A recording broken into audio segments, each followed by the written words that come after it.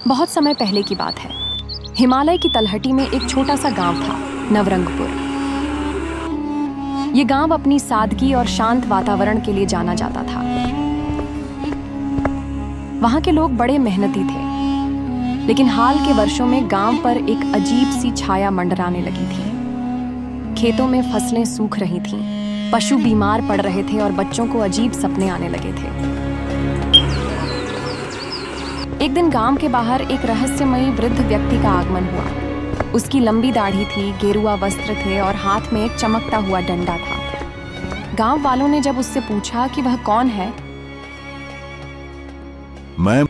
मुझे सब जादुई बाबा कहते हैं। क्या हुआ बेटा, तुम सब बांगे परेशान लग रहे हो। अब क्या कहे बाबा, आपसे हमारे गांव में भगवान जाने क्या हो रहा है। सुख चैन तो मानो पता नहीं कहां चला गया है। गांव के सब खेत सूख गए, घर में अनाज का एक दाना तक नहीं है।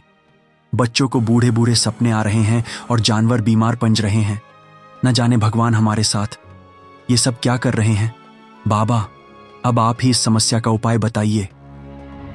गांव वालों ने सोचा कि शायद यह बाबा इस संकट का कोई हल बताए। उन्होंने बाबा से प्रार्थना की कि वह उनकी मदद करें। बाबा ने गांव के चौपाल पर सबको इकट्ठा किया और कहा, इस गांव पर एक प्राचीन शाप है जो अब जाग गया है। जब तक इसे नहीं तोड़ा जाएगा, गांव का दुर्भाग्य चलता रहेगा। गांव के मुखिया ने पूछा, बाबा, हम क्या करें? बाबा बोले, तुम्हें 3 परीक्षाओं से गुजरना होगा, लेकिन यह आसान नहीं होगा। बाबा ने एक युवा लड़के अर्जुन को बुलाया। अर्जुन साहसी और बुद्धिमान था।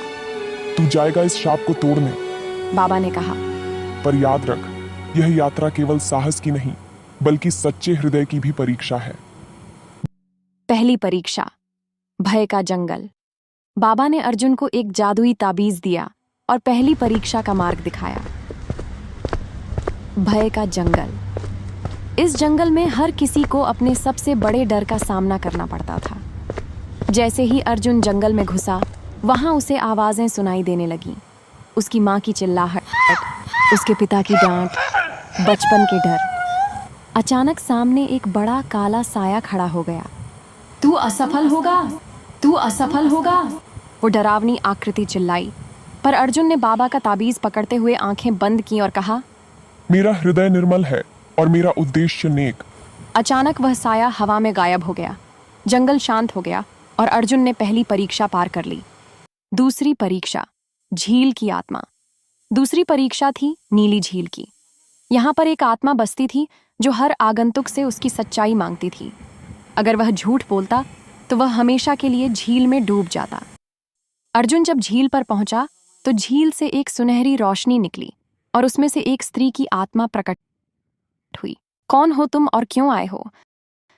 अर्जुन ने सिर झुकाकर कहा, मैं अर्जुन हूँ, नवरंगपुर से। मैं अपने गांव को बचाने आया हूँ। आत्मा बोली, क्या तुमने जीवन में कभी झूठ बोला है?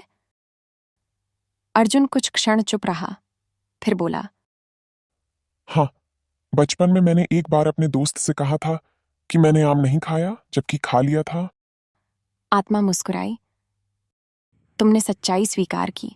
परीक्षा पूरी हुई और झील ने उसे पार होने दिया। तीसरी और अंतिम परीक्षा थी इच्छाओं की गुफा। यहाँ हर व्यक्ति को उसकी सबसे गहरी इच्छा का भ्रम दिखाया जाता है। अगर वह उसमें फंस गया तो वह सदा के लिए वहीं रह जाता। अर्जुन जैसे ही गुफा में गया, उसने देखा उसका सपना साकार हो गया है। वह राजा बन गया है।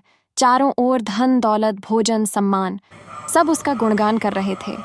कुछ देर को अर्जुन भी मोहित हो गया, पर तभी उसे अपने गांव के बच्चों की भूखी शक्लें याद आईं, सूखे खेत और बाबा की बातें। वह चिल्लाया, नहीं, यह मेरा सच्चा उद्देश्य नहीं है। सारे दृश्य टूट गए और गुफा से एक मार्ग खुला। अर्जुन बाहर आया और सामने बाबा खड़े थे। बाबा मुस्कुराए और बोले, तू सफल हुआ अर्जुन। तूने अपने हृदय की सच्चाई को चुना, न कि माया को। अब शाप टूट गया है। गांव में उसी दिन वर्षा हुई। सूखे खेत हरे होने लगे। बीमार लोग ठीक हो गए। नवरंगपुर में फिर से खुशियां लौट आईं।